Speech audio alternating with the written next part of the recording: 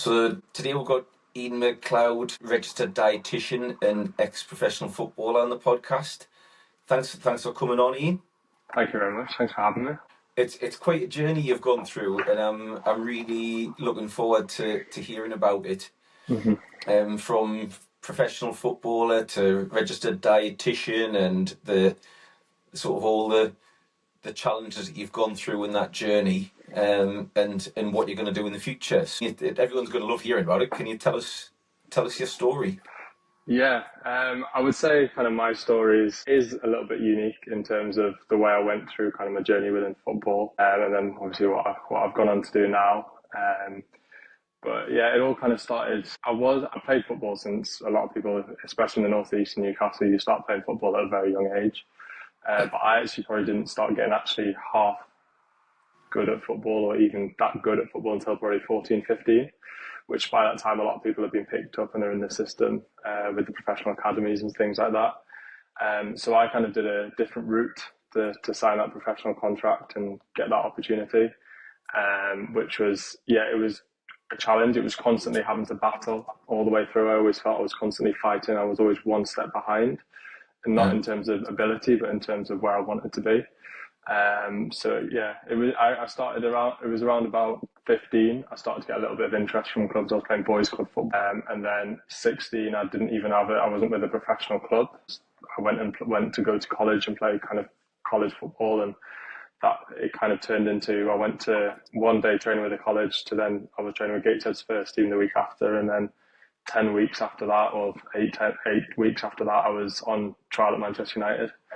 That's that in itself is a brilliant bit of like information for people, because I know, my kids playing football. I think a lot of young footballers think if they're not in an academy by the 10, 11, 12, then they see these other lads getting picked up and they're not, and they think they've missed out. So it's really interesting, the fact that there's still that opportunity later on to be found.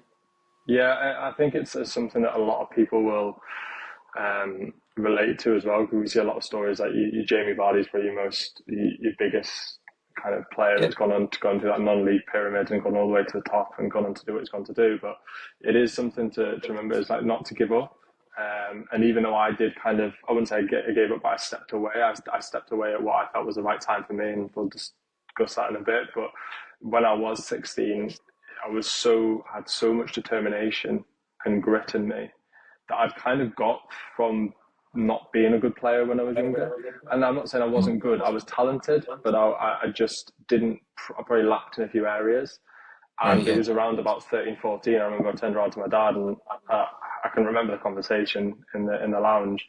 I came downstairs and I was like, right, Dad, I'm gonna become a professional footballer. And like most parents would be like, oh, like that's great, but just remember you need to get your education. My parents were like that. But I remember my dad saying, right, well, what do you need to do that? And I was like, well, I need a goalkeeper coach. So I went and started getting a goalkeeper coach. It was fantastic. Steve Graham, I'll shout him out. He was really good, and he kind of developed me. And then it was literally from about 14 to 16, I actually moved football clubs, boys club. I went from like the bottom tier in boys clubs all the way to the top tier. And the team I was in the team I was with was all the lads I went to school with. And I remember for about 2 weeks, the abuse I got for leaving that team. And it was literally like, you'll not do anything. They'll get rid of you. Because the team I went to, the goalkeeper was injured at the time. Right. And they were like, oh, you'll never make it, and you'll be back with us in a few months. Yeah, as soon as he comes back from injury, you're done. And I just remember at the time being like, well, that's fine, I'll just prove you wrong. And I just literally was like, that's when it kind of started for me, that kind of tunnel vision of just like pure determination and grit.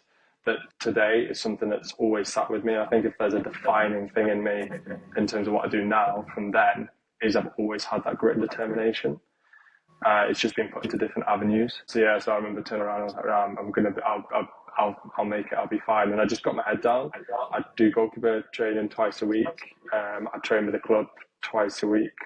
I played games. I joined another team on a Saturday to get more game time. So I was doing Saturday, Sunday.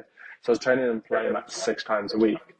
And I remember in my head, it was like, even in that top division, there was like 3 or 4 goalkeepers that were like getting scouted, they're getting looked at by professional clubs. And I was like, not in that bracket yet. I remember I went to county trials, didn't get into the county team.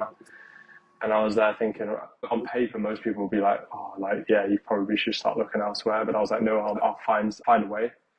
And it was just a case of ticking those boxes every week, working hard every week, turning up to training, giving my all. And I put a lot of pressure on myself and I do as a person still now, but especially I look back as when I played and when I was as a teenager, I put a lot of pressure on myself to achieve and to get to where I wanted to get to.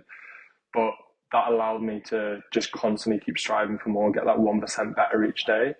And then that paid off. I was kind of put into the shop window when I went to go to Gateshead College and ended up then literally being thrown into the 19s. And then there was an injury in the first team and I was in the first team, and that was all within like a week period. Right. And then I was training with the first team, and I remember, like shocked to the system of training with the first team. And that was only like, I say only tier 5 in English football. Like the National League is a good level of football.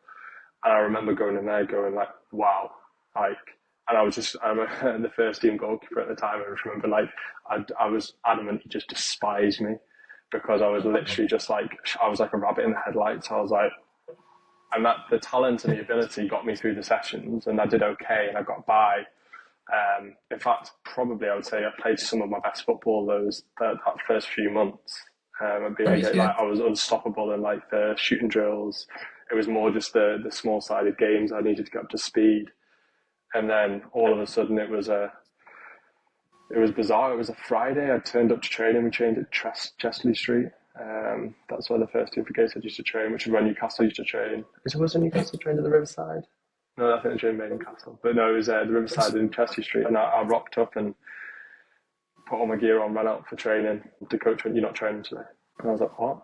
He's like, "You're not training today." And I was thinking like, "Oh, what have I done wrong here? What have I done wrong?" And then he just said, "No, you're not training. I can't tell you why, but you're not training tomorrow." And then at the time, my parents were on holiday. They had I think it was an anniversary, so they'd gone away, and my grandma was looking after me and my little brothers. And I remember went back and told my grandma. My grandma was like, "Oh, don't worry, I'm sure it'll be fine." And I told my parents, "Oh, I'm sure it'll be fine. Maybe they're just like resting you." But I was like, "Yeah, but they said I can't play if there's a reason, and it's good, but I can't play, like can't train. But I'm playing tomorrow." And then I turned up to the game and I was actually getting some treatment because I was going through a growth spurt at the time. Right. And I was lying on the physio bed, and the coaches came in and sat me down and was like, "All right, here he is, man of the hour." And I'm going, "What hour? What's going on here?" And then they were like, "Yeah, Man United are coming up to watch you today." And I was like, "Wow, okay." Bear in mind, like, my dad grew up in Manchester. My grandma was Mancunian through and through. Went to her first game at Old Trafford when she was 4 years old. So like, that's my family's club, which gets me a lot of stick when living in Newcastle. And I just remember being like, "What?" And I texted my goalkeeper coach at the time. I was like, "Man United come watch me." I texted my parents. I was like, "Man United come to watch me." And just that Man United come to watch me alone wasn't enough. They were like, "Oh yeah, by the way, they're not sending the scouts. They're sending up the head of goalkeeping to come watch it." Right. So I'm like, right, okay, how do you get your head around this? And they were just just go and like, just do the basics. And because I'd always put so much pressure on myself, that pressure didn't feel like too much. But I remember at the time just being like, just please get through this game without making a mistake. Just get through this game without making a mistake. That's really interesting. How do you? Because that moment, that is a lot to be hit by, and to go into that game knowing this could completely alter the direction of my life. That's a big thing. How to deal with that? Yeah, I think I look back at the time and think like, I don't know, but I think looking at the time, it was probably more of a case of like, right, okay, I've worked so hard for so long. This is now my chance. Because I hadn't even been given a look in at any of the clubs in the North East. I'd not been given a look in at really anywhere apart from Gateshead. So it was like, right, okay, what could I potentially get out of, like, this is my chance. What can I do? What can I show I can do? And I remember there was one defining thing that I got told later on in the game that was I came out for a 1v1 with a striker. And I'd grown up playing quite a bit of men's football at like very low level, but from about 15, 16. And I just came out and I just like clattered into the striker and then just got straight back up, distributed the ball. And I remember the head of goalkeeping told me, he was like, "Yeah, if like that's when we were like, right, okay, we want some of that grit, some of that kind of determination and some of that bravery. That's really what they were looking for. So I was like, so that kind of got me to the next stage. And the next stage was they came and watched me play it. That was against a men's team. We were playing that. And then we were playing against a team that was in our league for the under-19s. But I was in the 16 at the time. Right, yeah. And we played I can't remember which team it was, but it was I think is it Platt Lane in Manchester, where Manchester City used to train? Platt Lane. I don't know where these were trained. It was, it was before they moved to the newer facility in Sale, and then obviously they're at the Etihad now. But it was like their primary location in Manchester back in the day, and really nice facilities. And we were playing this team. I was in the 19s, and everyone on the bus knew that Man United were coming to watch me that game. Right. And everyone, I remember driving down, I was so nervous. And then kind of what happened in that game was quite a good lesson for a lot of people, is that I went out in the warm-up and I had probably one of the best warm-ups. I remember coming out of the warm-up and going, oh, wow. I was like, that warm-up. And I knew the head of goal, the scout was watching me because I could see him. He was the only one there who stood there taking notes. Right, yeah. And my technique was so clean. I was catching everything. I looked great. And I was only 16 playing in the under-19s league. And I remember like thinking, and the goalkeeper coach that was with me from the team at the time was like, I remember him saying to me, he's like, wow, that was good. Like that on the levels of warm-up, that was unbelievable. So anyway, got into the game, first 2 minutes, cross comes in, missed the cross, bang, they score. Oh. And I'm there going, yeah. I'm just like, oh, I'm gutted. And I'm like, oh, that's it then. That's it. And how do you deal with that in the moment of that happening? You've then got to move on. Yeah, I think it's a case of you've got to say, well, what can you change about that now? And there's not a lot you can change about apart from what's the next thing that's going to happen. And I think like a lot of young goalkeepers in particular, or young players, get really caught up on the fact they've made a mistake. But actually, what the coaches look at, and knowing this from being a bit older, a bit more mature, is they look at the reaction. You made a mistake, but then you went and made 2 or 3 really good saves, or you made a mistake and then the ball came back to you. You took a nice touch and you passed out. And that might sound really simple, but it's kind of thinking about like even in life, if you make a mistake, just accept the mistake, learn from the mistake, but also like make sure that the next thing you do is on the standard you want it to be, and don't let that next thing be affected by that. Yeah, it's how you react to that adversity. Yeah, so your reaction to that. So, like, how do you react to that? And that at the time, I remember thinking, like, I remember feeling really upset. But I was like, well, I can't do a lot now. And then I think I was all over the place for the rest of the game. I can't remember too much, but I remember then getting beaten from like 45 yards, bottom corner. And I was just like, I remember getting the bus after the game. I was like, right, that's it. They're not going to take me on trial. I've blown it. That's done. And then I got on trial. And the reasons I got on the trial was the bravery in the first game and because of my technique in the warm-up. Right, yeah. And they were like, there's something there to work with.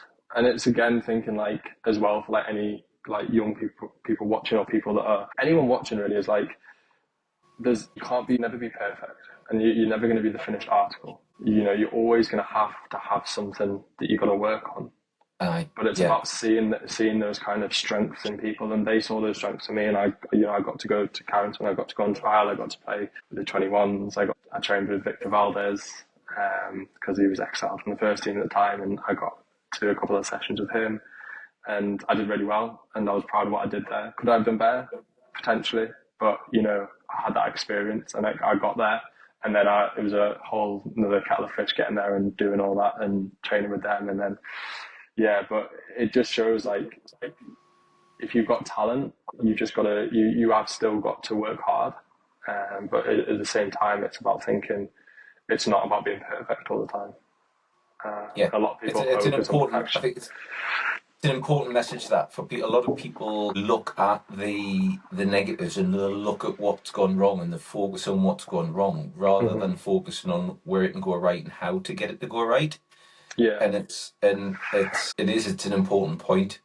Yeah, and I think like I've taken the lessons learned from my whole career in football, in that mistakes happen, and especially as a goalkeeper, like you make a mistake as a goalkeeper, it's a goal realistically. Yeah. Yeah. Or you get away with it and you're like, what? But like, I've made so many mistakes, and I remember like the back end of me playing, it got to the point with mistakes where I genuinely, like, a mistake would happen, I'd just be like, almost like shrug my shoulders, but I didn't want to look like I didn't care. So I would always be like, that's annoying, da, da, da. But like in my head, I was actually just like, oh well, that's fine. On to the next. Yeah. And actually, like, the best goalkeepers in the world are the ones that can literally make a mistake and then, you know, go and have 5, 6, 7, 8, 9 great games, make that one mistake, and then go and have another 5, 6, 7, 8, 9 good games. And you look like all the best goalkeepers in the world to make mistakes, but it's how you react off that mistake that matters. Yeah, it is a position. Is a position. I mean, I know, like, you know, my son's a goalkeeper, and when I watch, I'm in knots watching, because it is that point of one mistake is effectively a goal, and yeah, you make some good saves, then and it's not the same as a striker. You make a mistake, you just haven't scored a goal. Whereas, and then you can do things that, you know, earn the plaudits. And as a goalkeeper, it's very hard to get the recognition for your positioning, because if you do it right, it looks boring and it looks dull, and you've nullified something before it's turned into anything. But so if when you're having a really really good game, it can look like there's no drama around you, but then, then you make one mistake and it's Yeah. it you. Yeah, that's the nature of the position. But it's also I think it's a fantastic position for learning about kind of like life as well. Yeah. I mean, I learned throughout my career, so like after I went on trial to Manchester United, I didn't get in to play for United. I went on trial to lots of other clubs in the Premier League, in the Championship, in League One. I got offered a couple of contracts, but I ended up at the end of that season being in a position where Gates had kind of turned around to me and just were like almost put me to one side, and Right. I didn't even really like. I genuinely had nothing really. Right. Yeah. And I remember it was like June time, and I was sat there, and I was like, I've not got a club. Well, I had Gateshead still. Still technically did, but I wasn't. I had somebody else had come into the 19s and was playing there. I wasn't really getting a look in to train with the first team. It just basically just got to the point where I was away all the time on trials, that Gateshead were like filling the gap for me being away, being at all these different clubs, and I'd not really had any consistent training, because it was almost just like trial, and you go into a new place every time. You've got a new coach, new technique. There's no consistency. The only consistent thing was I was just going on trials all the time and getting the same feedback back. And I just remember it got to the point, I was like, in June time, I was like, I've not had a lot of game time because I'm just always training. I've gone from being like, you know, the man of the hour to being literally like bottom of the pile. Not that anyone didn't want to touch me, but I was still wanted in a lot of ways. But I was certainly not where I was or where I hoped to be by the end of that year. Right. At 17 years old, and you're going like, oh, okay, well, what do I do next? And then it was almost like another rebuild of myself into my career to get me kind of back to sign a professional contract and be able to say it was my job and I'd play professional football, and I did that. So yeah, especially as a goalkeeper, but in all sports, it's all about there's going to be ups and downs. But I just think it's so important to keep that level head, and that's the big lesson that I've taken from my career, is that level-headedness of like, don't get too ecstatic and excited about the good things, but don't get too low about the low things. And if you can stay in that middle zone, you know, you'll be able to keep chipping away. You'll be able to keep working, and by all means enjoy the good times and the good things, but like at the same time, just don't get too carried away. Just staying on that kind of path of, you know, enjoying the process, enjoying kind of what you're doing, not getting too down about the times when it's not going the way you want it to go, because that's essentially what it is like. But yeah. So right, so you're in that position, you've come to that, and you think, right, what next? You know, how did you sort of make decisions as to what your next stage was going to be? I'm very fortunate. I've got, like, my parents are brilliant. Like, they were always very supportive. I got my education, which is meant I could go to university. I actually that year started training with the university men's team at Newcastle. Again, only 17, and I was training with like lads that were 19, 20, and we were playing in a men's league. And then that season was kind of a rebuild season that I got back into being with the 19s. I got back with training with the first team. And then at the end of that season, I ended up getting taken on by Gateshead on a more of a full-time basis. with the first team again. And I think with that season, it was I remember in pre-season chatting to the coach, Neil at the uni. I remember just saying, I just want to enjoy playing football again. And you hear that from so many players, that I want to enjoy playing football again. Because we all started out of it's a hobby and we enjoy it as kids and as teenagers and playing with our mates and stuff like that. But I genuinely was like, I just want to enjoy playing football again. I want to enjoy being a goalkeeper because I do love it. And I remember you just said that's fine. And then we started the system he played with just suits me down to the T, and it was great. And I just remember every game I was getting better and better, and it was almost like I needed to have that experience last season to be able to kick on the season after and just almost start from scratch. Obviously learning the things, taking the learnings that I'd had and putting them into play, but it was very much a case of now, okay, I need to kick on and I need to keep developing, and I just need to, I'm not going to put pressure on myself to get anywhere. I'm just going to do the best I can every day. And that was where I kind of approached it, and that's how I did it. And then if you just keep kind of getting that 1% every day, things start coming and you start getting good results, good performances, man of matches and things like that, and it all comes together. But it's not about thinking, right, at the end of the season, you need to be here, because there's a lot of variables in between you and the end of that season. Yeah. That you've got to break them down and kind of conceptualize each little segment into each week. So I actually started to work with a psychologist, and we started to think about, let's not think about a month's time, let's think about each week. What are you doing this week? Yeah. And what does a Monday look like? What does a Tuesday look like? How can we get the best out of Monday, Tuesday, so that you get the best out of Wednesday, then you get the best out of Thursday, and you get the best out of Friday. Then when it comes to game day, you're going to be at your best. It's funny because we have a thing called just win the week. Yeah. And it's like, right, what are you going to do this week to win the week? Mm-hmm. And if you do that, then that's going to win, and then lead into following the win in the following week. That's going to win the month. That's going to win the quarter. That's going to win, it's small steps. Mm-hmm. And I think that's come from, I've been in situations where you're doing an event or a challenge, and if you look at it in its entirety, it's daunting and how you're going to do it. And sometimes if you reach too high, you can't. If there's an image of the ladders with the big rungs, and if you reach too high, you can't even reach the first rung. Never mind take the little steps, and you can get a higher height. Yeah, I think it was Kobe Bryant said in an interview, something that actually stuck with me when I was younger. He said something like, everyone's got a Mount Everest, but if you think about climbing Mount Everest, it's going to seem like a big thing and you're never going to be able to do it. I mean, he probably said that a lot better than what I'm saying it now, but it was all about kind of, everyone's got that big goal and that big ambition. If you think about that big goal all the time, it's going to constantly look like a big goal. But if you just turn up every day and you break each day down and each week down, and you just chip away and you get that 1% better every day, you keep working on those weaknesses, then by the end of that month, you're going to be 28% better than how many days that month. And you're also going to have made progress towards that goal. You're not going to be at that goal, but you've made the progress. And it's so true. Like, I even think now, and it's something that I'm working on in the business as a dietitian, is how can I win more days? Because I feel like I at the moment, I wouldn't say I'm losing a lot of days, but I do feel like there's a lot of days where I have those highs and I have those lows, and I'm trying to keep that level-headedness.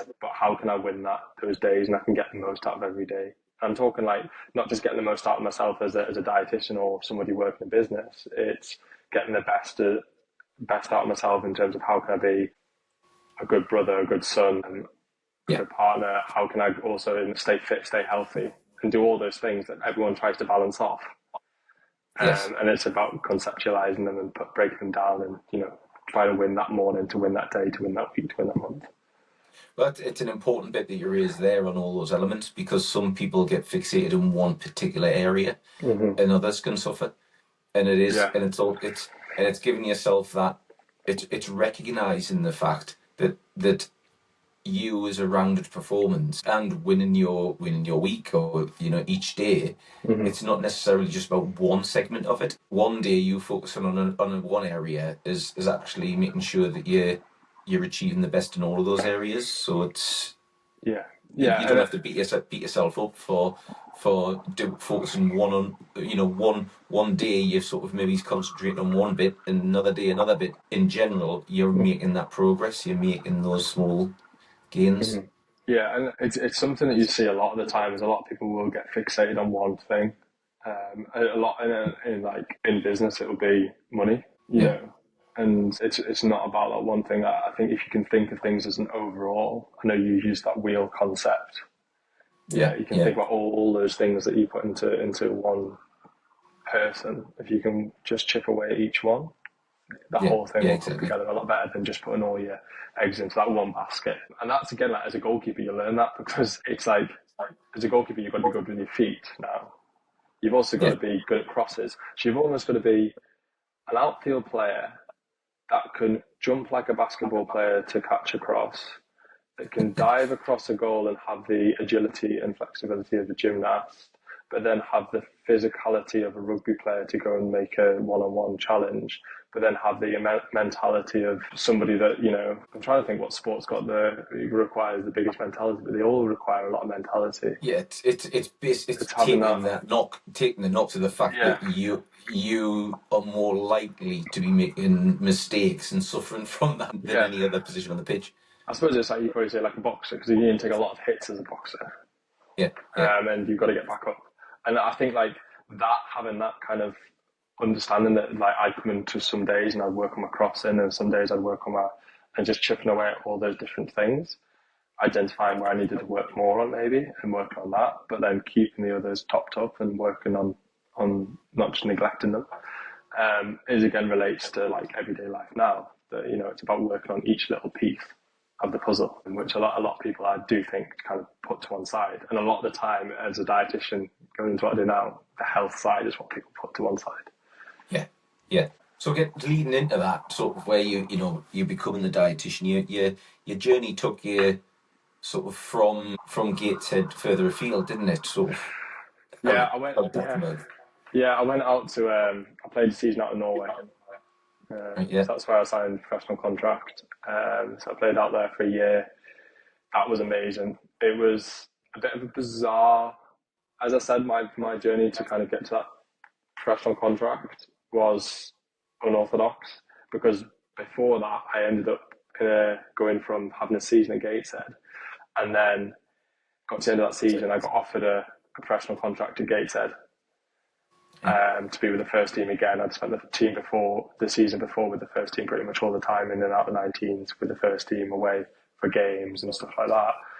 And then I got offered the contract at the end of that season from Gateshead, but then I had another club in the Football League that just got promoted to League One that had basically said, there's a contract here for you. I'd like to come down, see if you like it, and it's yours.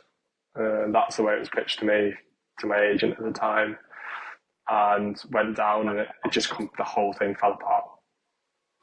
And it was a season that England were doing well in the Euros. I remember everyone was watching the football, and I was in an Airbnb down in London, watching it from the TV in the Airbnb, by myself, you know, training every day. It was like 30 degrees. It was so warm.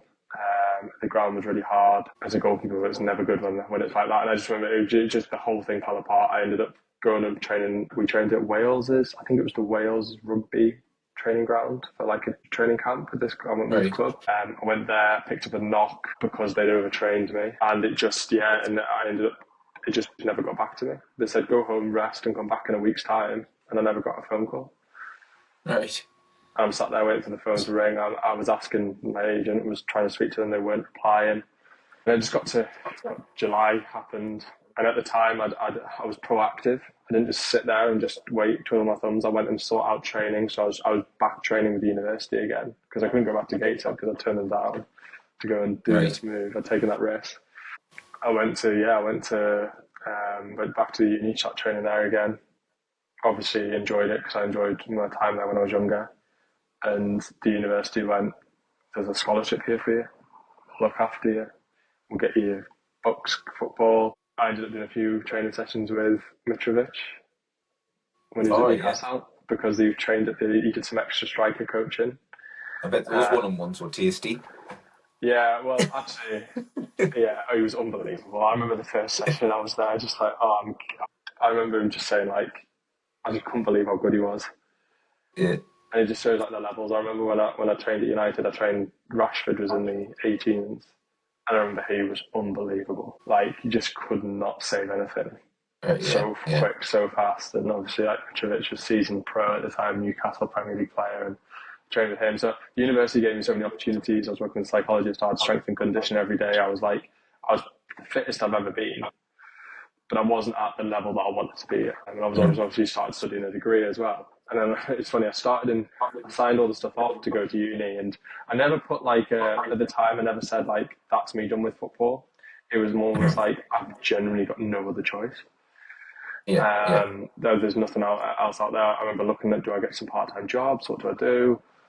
I was like, I'll go to uni. I can start to look at getting my education still and progress in that. And if something comes up, it comes up. And I'll just work as hard as I can, and I'll keep getting that 1% better every day and keep just doing my thing. And I got a phone call actually from the club in the September time. They're like, oh yeah, it's just not worked out with anyone we've got. Would you like to come back down? And I was like, what do you think I was doing for the past 3-4 months? Do you think I was just sat there staring at my phone waiting for it to go, for you to ring me, for me just to come all the way down from Newcastle to London to train? And no. I was like, that is how football sometimes works. It's quite a harsh. It's a harsh, brutal environment, isn't it? Really. Oh yeah. And I think Joe Hart said, and I love what he said about it. He's like, football doesn't lie. It doesn't lie. It's honest, and the best players normally get to where they need to get to. Some get lost and missed out, but they normally, if they stay on the straight and narrow, they'll get there. I think we see that more and more now, but I kind of accepted at the time when they ran my back. I was like, I'm not going to go back because I've kind of made my bed. I've made that decision. So I went back to the uni, played for them, played in the university leagues, played in the men's league up in Newcastle, which was a good standard. I got loads of games. I was playing some weeks I was playing 3 times a week, training twice a week, strength and conditioning 3 times a week, working with a psychologist every week. It was actually better than whenever I was kind of in the professional setups, the full-time setups, because there was just so much more for me. I got a phone call one day, and it was like, would you like to go over to Norway there's a team interested? Right. I was like, Norway. And then I got the phone call on the Tuesday. I was there by the Friday. I played on the Saturday. I'd signed the contract on the Monday, and I'd left home to live in Norway on the Thursday. So within 10 days, I'd gone from just being, a university scholar, a university studying a degree, to across the North Sea playing professionally in Norway. And it was bizarre, but it was mint. I loved it. I had a great experience out there. Probably didn't go the way I wanted it to go. It was a bit of started off so well, picked up a little bit of a knock on my AC joint in my shoulder, rehabbed that, came back, got asked to sign a new contract, and then refused to sign it because the terms of the contract were just dreadful. They were almost worse than what I was on at the moment, at the time. And I said, I can't sign that. I genuinely, I can't sign that. That's no. And then sat on the bench for 3 months because I didn't sign the contract. And the what, sorry? I sat on the bench. Right, I see. Because I didn't sign the contract. Right. And that was another, again, we talk about knockbacks. That was, again, another one. And I was like, okay. So I sat on this bench in Norway for 3 months. Didn't get looking. Got made to play in the reserves, which was awful. I got to the point in the reserve team where I was getting free kicks in my own half and trying to score. Because I was so bored in the games. There was no pace to the game. There was nothing. It was just, yeah. And then I ended up kind of coming back to England after the end of my contract ran out. I got a few games towards the end of my contract. And then I ended up training at some really good clubs. I was training in championship clubs, premiership clubs with 21s, 23s. And then we hit lockdown. And then that's kind of where I got a chance to breathe, really. And the whole journey of since 16 to 21 for 5 years, I've just been constantly tunnel vision, football. It kind of just gave me a chance to just kind of get a breath and reflect and look at the world from a perspective when there's no football. For the first time ever, football was frozen. As a lot of things. And I was like, oh my goodness, there's so much more to life than football and matches and training all the time and being at the beck and call of people that would potentially you just get chucked out because you don't sign any contract. And I was like, wow, there is a lot more to life than that. And that reflection and that time during lockdown gave me enough time to kind of go, right, what am I going to do? And then that's where I kind of laid out that plan. But it was another blank slate. So I kind of feel like I'm almost a master at rebuilding myself, even at the age of 25, because at 17, I'd gone from, I'd gone from 14, being in the lowest teams in the Northeast, one of the lowest leagues, by 16 to be on trial at Manchester United, wanted by a lot of clubs for the full season, to literally wanted by nobody, and then rebuilding myself to be wanted again, having a great year that year, and then blank slate, didn't work out, go to uni, and then go over to Norway, play Norway, and then decide it wasn't for me, and then a blank slate again. And then after that, it was like, right, okay, well, what can I do? And I was lucky, I got my education. I knew I could go and get into university because I got in before. And it was really about really sitting down myself, and not sitting down with anyone particular. It was about sitting down with myself and saying, like, okay, and I was 22 at the time, 21 at the time. And at 21 years old, sitting down and go like, well, what are you going to do? How's this going to work? And I did that, and I mapped out my plan, and I'm executing the plan at the moment. I think I'm in the funner part of the plan now. But yeah, it was quite a journey, and I never like to say that I achieved exactly what I wanted to achieve. But when I sat down with myself and I reflected, I was at peace with my decision to step away. And I think that's so important. And I'm so glad I stepped away when I did, because there were a lot of lads that were in my position that carried on. And I look at where they're at now, and I'm 4 years ahead. It's that point of having that self-reflection and understanding what drives you, what it is that you want, and what do you want to get out, and understanding what your values and purpose is. And we spend a lot of time with people who really haven't quite ever analysed that and don't know what that is, and it's quite eye-opening for them when they do suddenly realise what drives them and why, and it can change someone's direction and where they want to go. And I was actually offered, when we were in lockdown, I was offered to go and play abroad again, a contract with a club that had Champions League qualifiers, right, put on the table, and good money. And I was like, right, I either do that and I have the uncertainty potentially and I could be unhappy, or I just go and try something new. And realistically, what have I got to lose? And I remember sat there going, I'd have a Champions League potentially qualifying appearance on my transfer market profile online, or is it worth it? And I was there, and it was literally a decision made on pure happiness. Like, how happy am I going to be? And I'm so glad I made that decision to do what I've gone to do now. But all the lessons that I've learned from football are things that I've taken, I still use to this day. It's valuable. It's invaluable experience. It really is that, and understanding the pressure, the reaction to setbacks, the dealing with stress. It's an incredible education, and also being in elite sport and how to perform. Yeah, you learn how to perform under pressure, and I think, like, if you can learn how to perform under pressure, that's a skill in itself. And I wouldn't say actually when I played football I was the best at playing under pressure. I didn't enjoy matches. I love training. I didn't enjoy matches. Right. But coming away from football and reflecting on football, I was actually very good at performing under pressure because I put so much pressure on myself. The thing that I didn't enjoy wasn't the football, it was the pressure I put on myself. So now I always make sure that the pressure that I put on myself isn't too much. It's just right. That is not going to make me unhappy, but I've got enough pressure there to make sure that I'm performing. But when it comes to like external pressures, they don't seem anywhere near as high. And that got me through my degree, really, when I studied. Like, I remember I'm clever. I wouldn't say I'm the cleverest person in the room, but I know how to work hard, and I know how to work hard under pressure.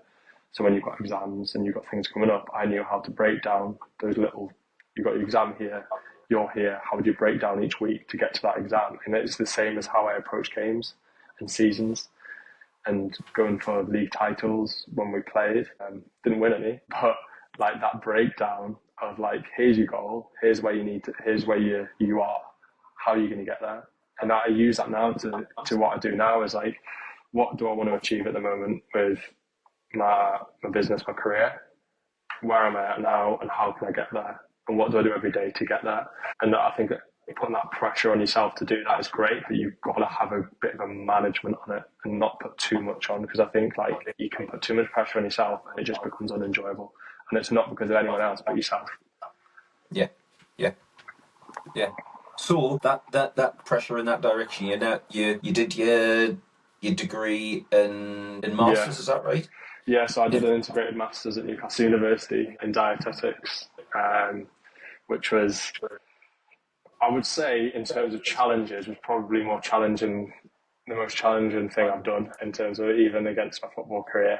The academic staff there like pushed us so hard, many a time to almost breaking point, but they looked after us really well. You know, I leave now as I'm a registered dietitian. I got a master's degree. So look back when I left football to think that I'd end up with that is actually kind of like, wow. I remember being there at my graduation and my graduation was bizarre. I didn't hate the day, but I was so confused because I was like, how have I got here?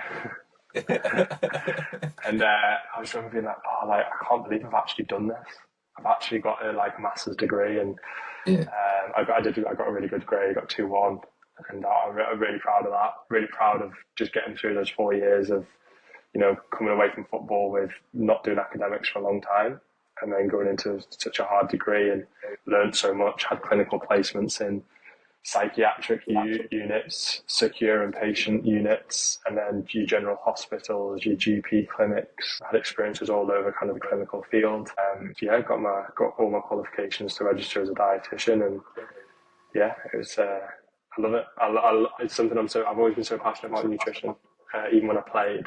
So that's why I went into what I've gone to do. I'm so grateful of that experience of football that helped me get into university, that then helped me get through the degree to get me to where I am now. And I think it's such a valuable thing to have a really good understanding of, and it's something that's so important to the world and to people now, and it's something that when we're trying to go into dealing working with people or organisations, we've talked about the fact we do that rounded sort of analysis of where are you, and health is the one element that absolutely is fundamental, no matter who you are. People say health is wealth, but health is that prime important bit, and if you're going to perform at your highest standards, whether it be physical performance, mental performance in the workplace, you've got to be putting the right things in, Yeah. the right the right nutrients, the right hydration, and to be able to turn up and deliver your best performance in your working week. Yeah, it's huge, and I see it now with a lot of the clients I work with on a one-to-one basis, and even with the recent corporate kind of stuff I've done with organisations, is people are so willing to spend lots of money on flash materialistic things, but when it comes to investing into their health, it's like I'll think about it. You know, I'll Yeah, think about going to the gym. I'll think about, going and getting a health check. I'll think about, getting a dietitian and working with a dietitian. Whether realistically is if you haven't got your health and you can't, having a health is one thing. So being healthy, the next thing is like how can you maximize that and almost take it to that performance level. So there's kind of two ends to the scale of it, but ideally anybody would want both. Because yeah, if you have your health and then you can maximize your health to your nutrition and your health to its maximum, you're gonna be performing optimally. But if you don't do that, then what have you got? You're not going to be able to work. You're not going to be as efficient, as a family around your family. There's loads of factors that all plays into that people just disregard, and it blows my mind. And it's actually me stepping away from that elite environment and stepping away from that clinical dietetic environment and going into the real world where I've realised and gone, wow, like a lot of people just completely disregard it. And you're right, we haven't got anything if we don't have our health. you So don't, you don't. why don't people invest in it? Yeah, and so who are you targeting? What areas is it? Is So it people, individuals, businesses? both. So my kind of the business at the moment is very much focused on. I do a lot of one-to-one nutrition stuff with people that train at gyms. I do equally with people that are just don't really go to the gym and just started and just want to get healthy. I had clients that have got high cholesterol, hypertension, so high blood pressure, all the way through to clients that are just wanting to optimize the diet to the best they can.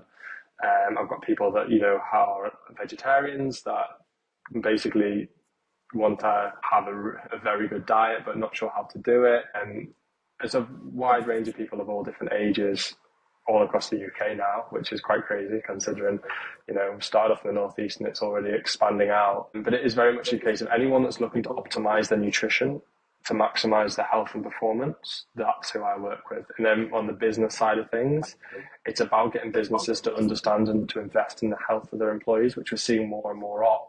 But also think about the nutritional element of that, because we know nutrition is such a big factor in health and everything. So if a business and an organization can maximize the nutrition of and health of their employees, they're not only going to have a better workforce that's going to increase sales, they're also going to have a happier workforce, which is going to get increased sales, and they're also going to have a better reputation that they look after their employees.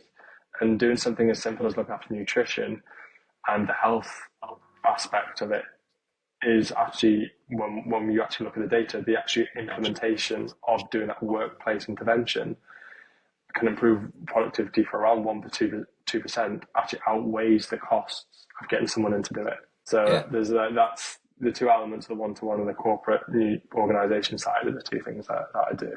It's a big area, staff retention and motivation of staff, and I think the people are wanting more. That they're recognising the fact that when they go to work, they're not just going to work for the salary. It's the environment that they're in, the people that they're working with, and it'd be a major thing if people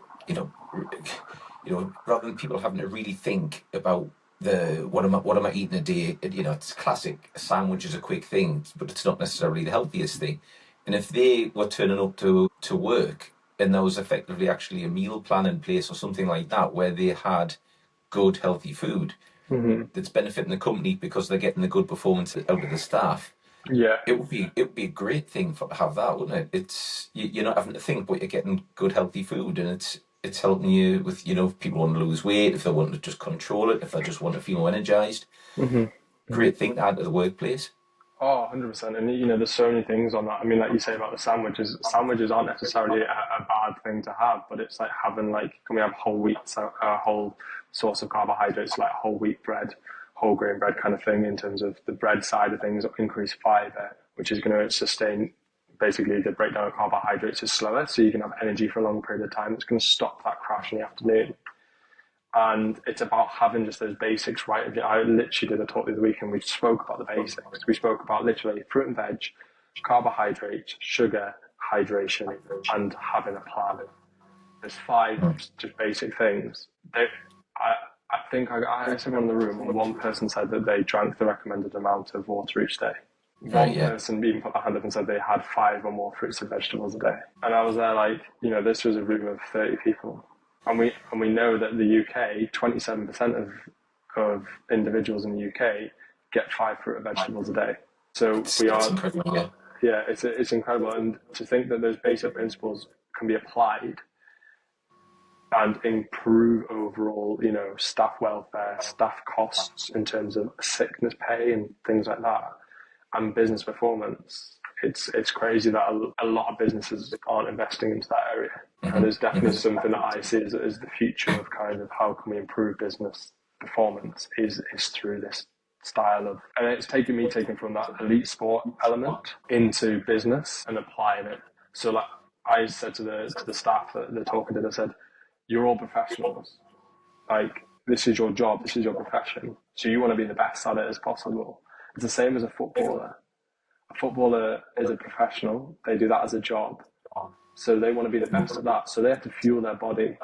But just because you're maybe not moving as much as a footballer doesn't mean that you shouldn't be fueling your body effectively for what you need. And that side of things is what a lot of people need to start thinking about. It's not about calorie counting as such. It's not about, people getting a constant cycle of feel like they need to lose weight. Some people do. So, some people are at risk, and we can test for that. But it's also thinking about food as fuel and how can we fuel our bodies to basically maximize our performance in work.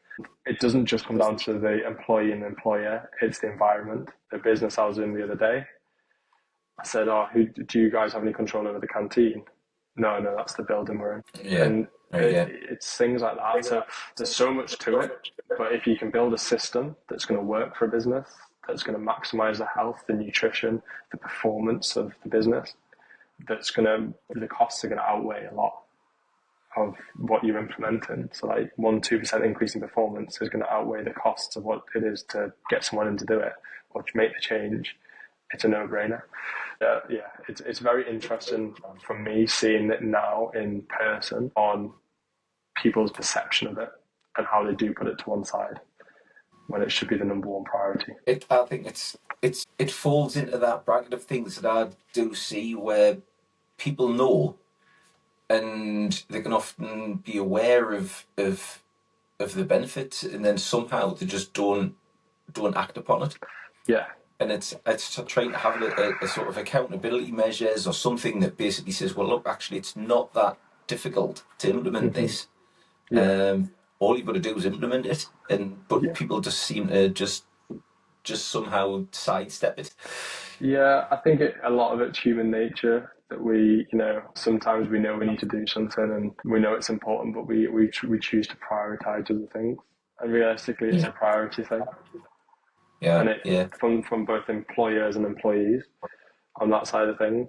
And a lot of my clients that come to me one-to-one, because they're coming to me to pay, I know that they're, it's top of their priority list. There's a commitment. Yeah. But a lot of the ones that are on the fence or unsure, they know it's important, but they don't see it as a priority when they should. Because like we say, if you've not got your health, then what have you got? And also, why not use that as an advantage to you to, boost your performance? So you're performing at your best, you're getting the best results, you're getting the most sales or whatever it might be.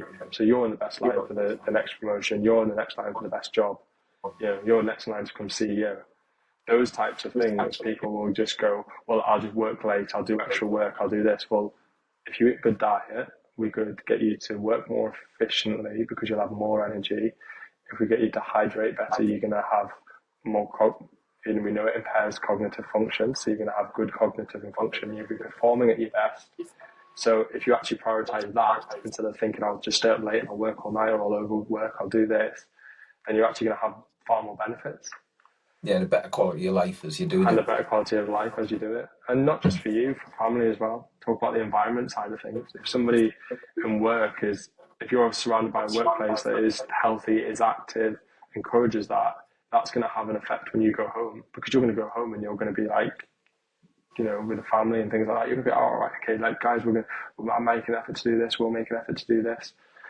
It has that kind of widespread impact, which again, is one of the benefits of it, if done, basically. Yeah, and I suppose where ideally people recognise that the benefit and recognise where it can take them, I suppose doing full circle back to elite sport, is they're the people who probably see that most clearly. Because it has such a dramatic impact on your physical performance, and they're tuned into that. I suppose that would be an area as well in elite sport that people already are aware and focus and prioritise nutrition and its impact on health. I mean, nutrition tends to, we know in elite sport that it's going to be probably the most advanced out of anywhere because they are trying to get the best out of their bodies, and nutrition is, again, an extremely important factor. My argument as well is, well, it's still an extremely important factor even if you're not an elite athlete. But the difference absolutely. The difference is with them is they will analyse and you reflect a lot like when I did my training, as dietitians still now, I have to reflect all the time, I have to write reflections and things like that. And I always found I was really good at reflecting naturally because I'd had that experience in elite sport. I'd finish a game and I'd go, right, what went well? Right, this went well. What went bad? Right, this didn't go as well as it could. This was poor. Well, how can I improve this? And you're so aware of your body and you're so aware of your mind and you're so aware of your strengths and your weaknesses that you can then go, right, I need to work on this. I should be working on this. Whether a lot of people aren't aware of that. So when they've not had that chance or even thought about reflecting and going, I'm going to reflect on me. I'm going to reflect on me as a professional, as a person, you know, and then they start to find the gaps. And this is something that you do with a wheel. If you pinpoint those gaps and then you can go, right, okay, I need to work on this. A lot of people don't even know where the gaps are and where to start. Yeah. And that's obviously where you guys come in terms of helping people identify where can they work more effectively and more efficiently. Whether I do honestly believe every single person that has done well in elite sport is probably one of the, if not the best reflectors in the world. It's a fascinating point you brought up there, because it's something that I've introduced in mindset work is the word awareness. Yeah. Because a lot of people just aren't aware. They're just sailing through and guiding through without having an awareness of what they're thinking, what's impacting them, where they want to be. And to reflect, you have to have that awareness, and it is an area that's I think mindfulness is something that people use about sort of in to deal with stress and things, but it's a really key way of people becoming aware of all small different bits that help them become much more able to reflect and to perform better, because it's all about having an awareness of the moment. Yeah, and that's it. Like as an athlete, you're aware all the time of where your body's at. You're aware of where your mind's Yeah, at. You see them say it all the time, like, "Yeah, I was feeling really good going into this game," or "No, I didn't feel great going into this game." And like the top yeah, 0.1% of athletes have such a good awareness but they can still know that they don't feel good going into this game, but they know how to perform, and yeah, they're consistent at doing it.